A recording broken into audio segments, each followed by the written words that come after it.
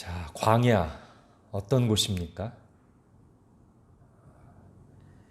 일상적인 것들을 상실하거나 상당히 제한받는 불편한 곳이죠. 생존의 문제를 내 힘으로 해결할 수 없음을 절절히 깨닫는 곳이기도 하고요. 그리고 외롭고 막막하고 두려운 장소가 광야입니다.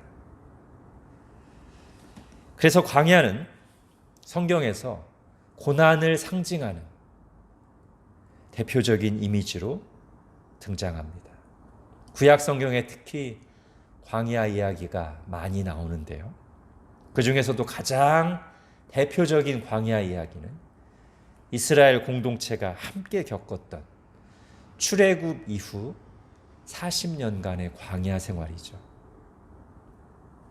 오늘 본문은 바로 그 광야 40년을 회고하면서 그 시간을 어떻게 바라볼 것인가에 대한 하나님의 관점, 하나님의 해석이 들어 있습니다. 오늘 말씀을 통해 우리의 인생 광야와 관련한 세 가지 사실을 살펴보려고 합니다.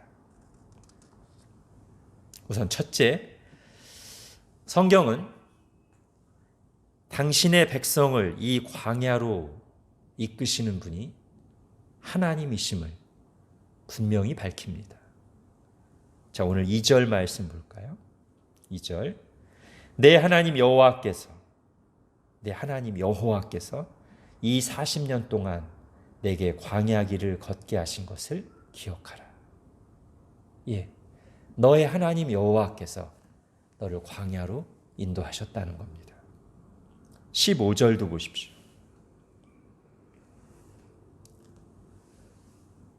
너를 인도하여 그 광대하고 위험한 광야, 곧 불뱀과 전갈이 있고 물이 없는 건조한 땅을 지나게 하셨으며, 예, 하나님이 그들을 그곳으로 지나가게 하셨다는 겁니다. 물론 여기에는 눈에 보이는 많은 인과 관계들이 작용했죠.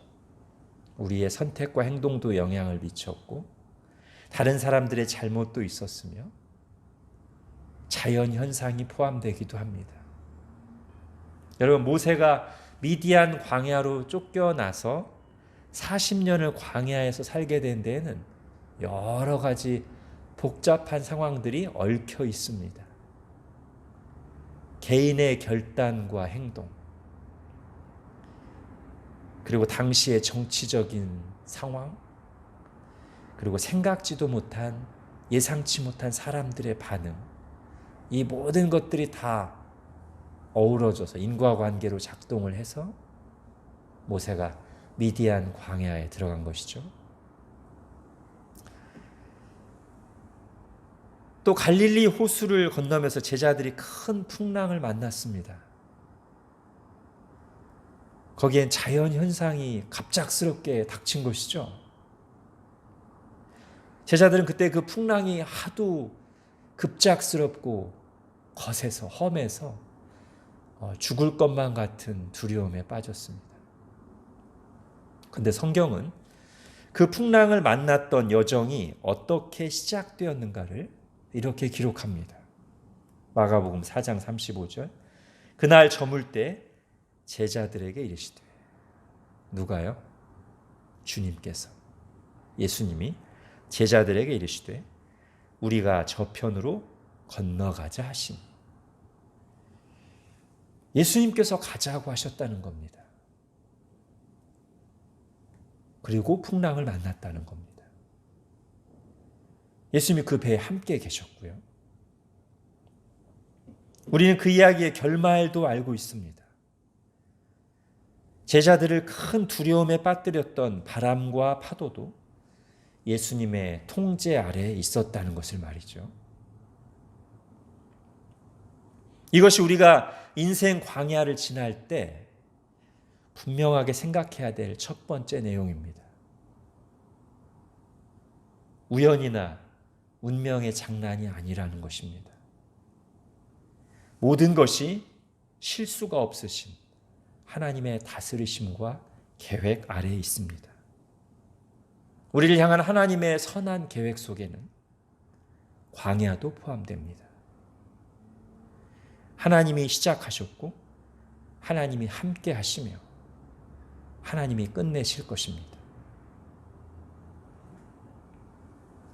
두 번째, 이 광야를 지날 때 또는 광야를 지나고 나서 하나님께서 우리가 깨닫기 원하시는 것이 있어요. 오늘 본문에 그게 세 가지로 잘 정리돼서 나오는데요. 하나씩 보겠습니다. 첫 번째는요. 2절을 보십시오. 2절 뒷부분부터 이는 너를 낮추시며 너를 시험하사 내 마음이 어떠한지 그 명령을 지키는지 지키지 않는지 알려 하심이라. 예. 광야 생활을 하게 하신 하나님의 목적 중에 이게 나와요. 알려 하심이라.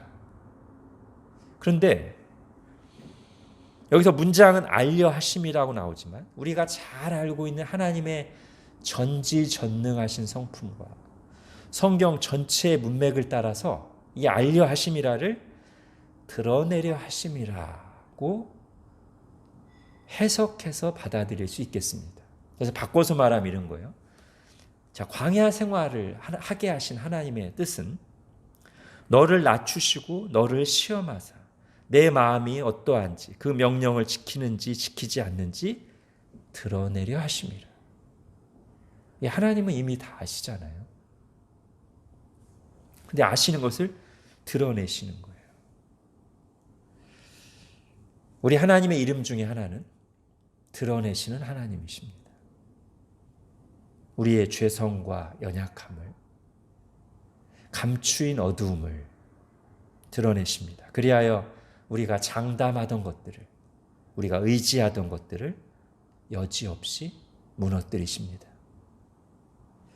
결국 주님께서 알려 하심이라 말씀하시지만 이 과정을 통해 우리의 참모습, 우리의 연약함을 알게 되는 것은 또는 인정하고 받아들이게 되는 것은 우리들 자신입니다. 광야는 그걸 드러내주는 장소죠. 우리에게 없던 연약한 모습들이 광야 때문에 생겨난 것이 아니라 본래 우리 속에 감추어져 있던 것들이 광야라는 장소를 만나자 비로소 드러나는 것입니다. 뭐가 드러나요? 성품이 드러나죠. 이에 관해서는 C.S. 루이스가 아마 가장 좋은 예를 하나 우리에게 들어준 것이 있죠. 지하실에 쥐가 있을 때는 갑자기 들어가 봐야 잘 볼 수 있는 법입니다. 갑자기 들어갔다고 해서 없던 쥐가 생기는 것은 아닙니다. 다만 쥐들이 숨을 틈이 없어지는 것뿐이지요. 마찬가지로 갑자기 화를 돋우는 일이 생겼기 때문에 좋았던 성질이 갑자기 못돼지는 것은 아닙니다. 다만 그 갑작스러운 상황이 내 못된 성질을 드러내 주었을 뿐입니다. 또 광야에서 뭐도 드러나나요? 우리의 믿음의 상태도 드러나죠.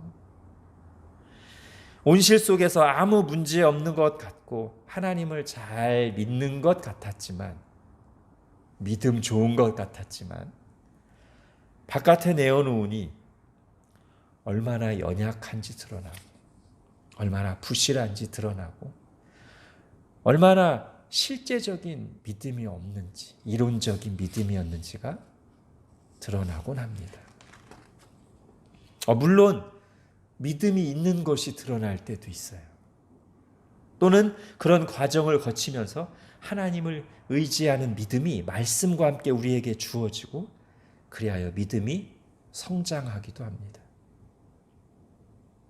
자, 광야에서 우리에게 알게 하고자, 깨닫게 하고자 하시는 것 첫 번째, 알려 하심이라. 다른 말로 드러내려 하심이라. 우리의 모습을 드러내는 것이죠. 자, 두 번째, 자, 우리 3절을 볼까요? 3절 같이 읽겠습니다. 시작. 너를 낮추시며 너를 줄이게 하시며 또 너도 알지 못하며 내 조상들도 알지 못하던 만나를 내게 먹이신 것은 사람이 떡으로만 사는 것이 아니요 여호와의 입에서 나오는 모든 말씀으로 사는 줄을 내가 알게 하려 하심이니라. 내가 알게 하려 하심이니라. 우리에게 깨닫게 하고자 하시는 게 있어요. 뭐냐면 사람이 무엇으로 사는가 하는 겁니다.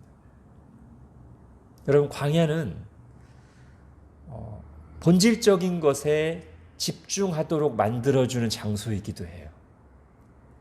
별로 중요하지 않았던 것들은 정리되고 내 영혼에, 내 생명에 꼭 필요한 것들만 남기고 집중하게 만들어주죠. 강제적으로.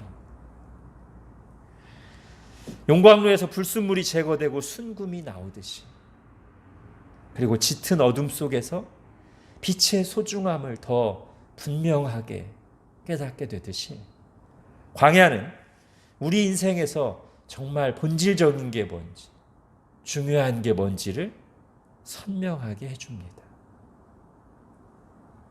하나님께서는 원래부터 사람에게 가장 중요한 것이지만 사람들이 눈에 보이는 헛된 것들에 속거나 마음을 빼앗겨서 놓쳤던 것. 좀 길죠? 다시 정리하면, 원래부터 우리에게 너무나 중요한 것이었지만 사람들이 눈에 보이는 헛된 것들에 속거나 마음을 빼앗겨서 놓쳤던 것, 그것을 광야를 지나면서 분명하게 알려주고 싶으신 거예요. 뭐를? 사람이 무엇으로 사는가 하는 거. 사람이 무엇으로 사는가. 이스라엘 백성에게 광야 40년 동안 그것을 가르치시며 마음에 깊이 새기기를 원하셨습니다. 돈, 음식, 사람들의 인정과 칭찬, 외모, 자존심, 안락한 삶, 취미생활, 그것이 아니라 하나님의 형상으로 창조된 인간은 하나님의 입에서 나오는 은혜와 진리의 말씀으로 산다는 것을, 그것이 가장 중요한 것임을 알리고자 하셨습니다. 그래야 우리 영혼이 살고 자라고 건강하며 그 말씀을 듣고 따라가야 바른 선택을 하고 후회 없는 생명의 길을 가게 되며 그 말씀을 통해 하나님을 바르게 알고 동행한다는 사실을 알게 하고자 하신 거예요. 긴 시간이 걸릴지라도 그거를 분명히 깨닫게 하고 싶으셨습니다. 아주 비싼 수업료가 들지라도 그걸 제대로 깨우쳐 주기를 원하셨어요. 그래서 40년이라는 긴 시간이 걸렸고 그동안에 그들을 먹인 만나와 메추라기 값이 천문학적인 비용이었지만 하나님은 그 시간과 비용을 들여서라도 가르치고 싶으셨습니다. 무엇을? 사람이 떡으로만 사는 것이 아니요 하나님의 입에서 나오는 모든 말씀으로 사는 줄을. 여러분, 이스라엘이 40년 광야 생활을 통해 그 긴 시간과 그 엄청난 비용을 통해 배운 이 진리를 우리가 하루라도 빨리 정말 깨닫고 마음에 새기고 살아간다면 얼마나 좋을까요?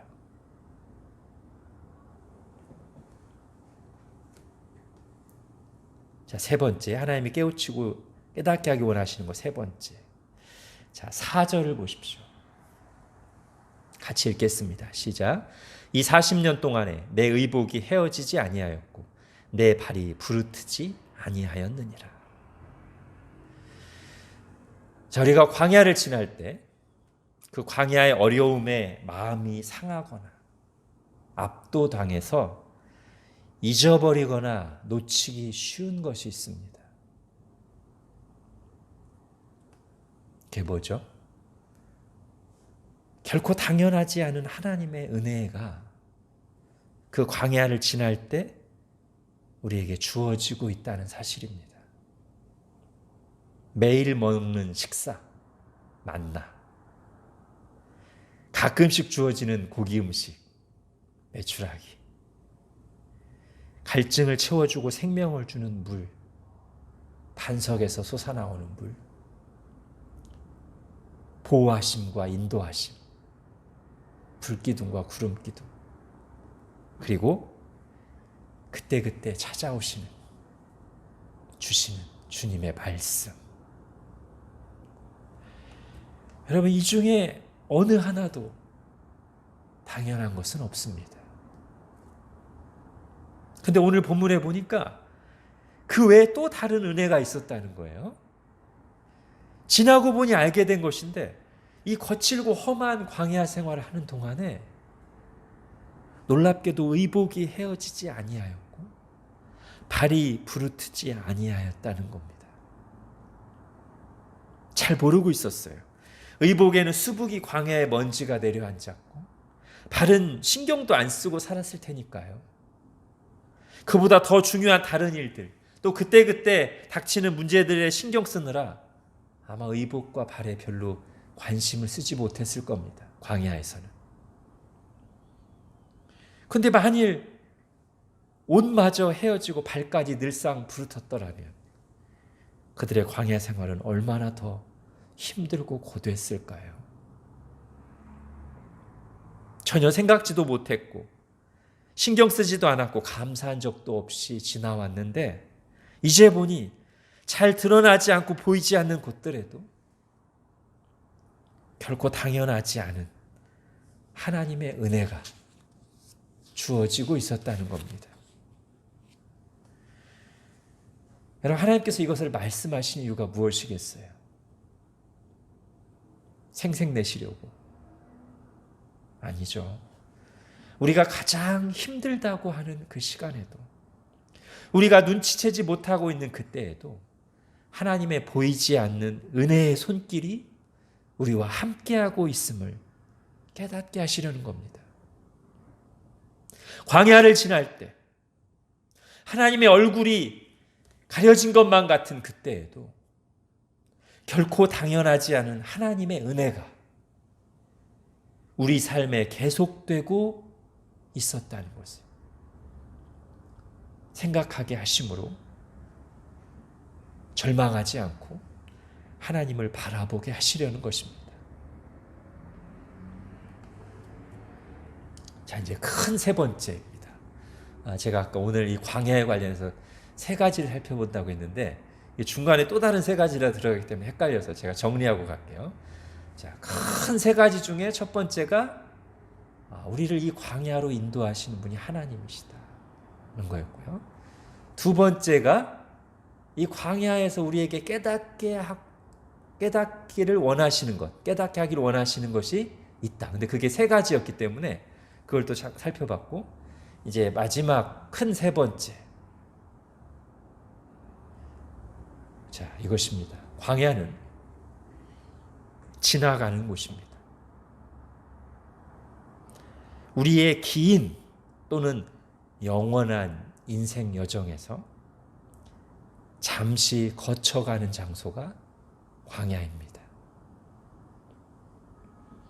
그것이 아주 확실한 성경적인 관점이고 팩트입니다. 오늘 본문에서도 그 점이 여러 번에 걸쳐서 분명하게 강조되고 나타나는데요. 하나님이 계획하신 종착역, 목적지를 거듭 말씀하시는 방식으로 광야는 잠시 거쳐가는 곳일 뿐임을 분명하게 보여주십니다. 자, 그러면 오늘 본문에 나오는 이스라엘 백성들, 하나님의 백성들의 종착역이 어디입니까? 목적지가 어디입니까? 이것도 간단하게 세 가지로 보겠습니다. 첫 번째는 약속의 땅이에요. 자, 1절 같이 읽겠습니다. 시작. 내가 오늘 명하는 모든 명령을 너희는 지켜 행하라. 그리하면 너희가 살고 번성하고 여호와께서 너희의 조상들에게 맹세하신 땅에 들어가서 그것을 차지하리라. 여호와께서 너희의 조상들에게 맹세하신 땅, 약속의 땅이죠. 원래 주겠다고 하신 약속의 땅에 너희는 들어갈 것이고 그것을 차지할 것이다. 이게 목적지예요. 이게 종착역이에요. 어디가 종착역이 아니고 광야가 종착역이 아니고요. 세상이 종착역이 아니고 요 약속의 땅, 새하늘과 새 땅, 천국. 여기에 우리 종착역이. 자, 두 번째 목적지, 또 두 번째 종착역이 또 다른 방식으로 표현되어 있는데요. 16절 보십시오. 같이 읽겠습니다. 시작. 내 조상들도 알지 못하던 만나를 광야에서 내게 먹이셨나니 이는 다 너를 낮추시며 너를 시험하사 마침내 내게 복을 주려 하심이었느니라. 복. 마침내 내게 복을 주려 하십니다. 이것이 종착역이에요. 하나님이 의도하신 최종 목적지. 뭐가 아니고 고난. 고난이 최종 목적지가 아니고 복이 그 고난을 통해 주어질 또는 고난을 통과하고서 주어질 복. 그것이 하나님이 우리에게 계획하신 목적지예요. 종착역이에요. 세 번째, 자, 5절, 6절 말씀을 같이 한번 읽겠습니다. 시작. 너는 사람이 그 아들을 징계함 같이 내 하나님 여호와께서 너를 징계하시는 줄을 마음에 생각하고 내 하나님 여호와의 명령을 지켜 그의 길을 따라가며 그를 경외할지니라. 우리로 하여금 광야 길을 걷게 하시는, 고난과 연단을 허락하시는 이유, 그걸 거쳐서 결국 우리로 하여금 도달하게 하시는 종착역 목적지 또 하나가 뭡니까? 하나님을 경외함입니다. 하나님을 경외하는 마음.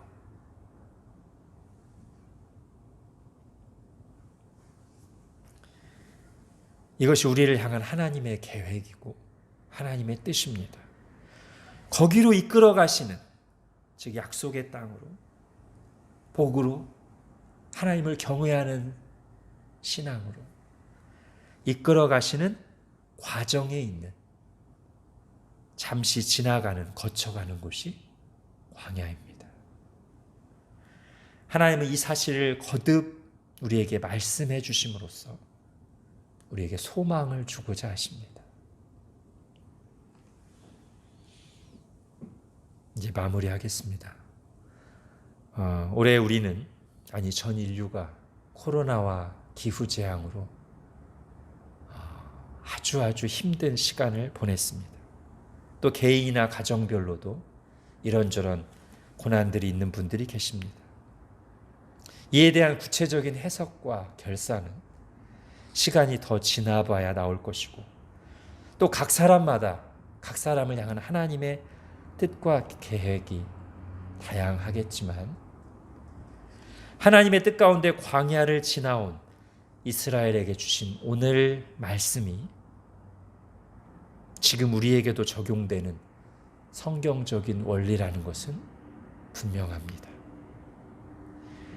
2020년은 곧 끝나지만 우리가 걷는 이 광야 길은 아직 한동안 더 계속될 것입니다. 광야의 시간을 해석해 주신 오늘 하나님의 말씀을 아는 것이 광야를 건너뛰게 하거나 스킵하게 하거나 광야 길 자체를 평탄하게 만들어주지는 않겠지만, 광야를 지날 때 함께 하시는 하나님을 바라보고 하나님의 은혜에 눈뜨게 함으로써 이 길을 이겨내고 통과할 힘 주시기를 바랍니다. 하나님을 경외하고 복받는 길을 선택하여 가도록 우리의 마음과 생각을 주장해 주시기를 바랍니다. 하나님이 주시는 위로와 소망이 우리 모두에게 올 한 해 힘든 광야 길을 지났고 또 당분간 이 광야 길을 함께 걸어갈, 하나님의 뜻 가운데 걸어갈 우리 모두에게 풍성하게 임하기를 바랍니다. 기도하겠습니다. 하나님, 올해 저희가 광야 길을 지나왔습니다. 그 광야 길에 관한, 광야 여정에 관한 하나님의 뜻을, 하나님의 해석을 오늘 말씀을 통해 다시 들었습니다. 실수나 우연이 아닌 하나님의 뜻 가운데, 하나님의 다스림 아래 우리가 광야 길을 걷고 있으며, 그 시작과 끝이 하나님께 달려 있으며, 하나님께서는 이 광야 여정을 통해 우리에게 분명히 알게 하고자 하시는 바가 있으며, 이 광야 길에서도 우리에게 결코 당연하지 않은 은혜가 보이는 곳과 보이지 않는 곳에 함께하고 있으며, 그리고 이 광야는 종착지가 아니라 약속의 땅이자 복이요 하나님을 경외하는 신앙의 그 종착지에 이르는 잠시 지나가고 거쳐가는 장소일 뿐임을 다시 들었습니다. 하나님, 우리가 하나님의 관점으로, 하나님의 해석으로 이 광야 길을 지날 때 우리의 인생을 해석하고 매 순간 눈을 들어 하나님을 바라보며 그때그때 주시는 은혜를 깨닫고 감사하고 매일매일 일용할 양식, 곧 하나님 주시는 말씀으로 살게 하여 주옵소서. 예수님의 이름으로 기도합니다. 아멘.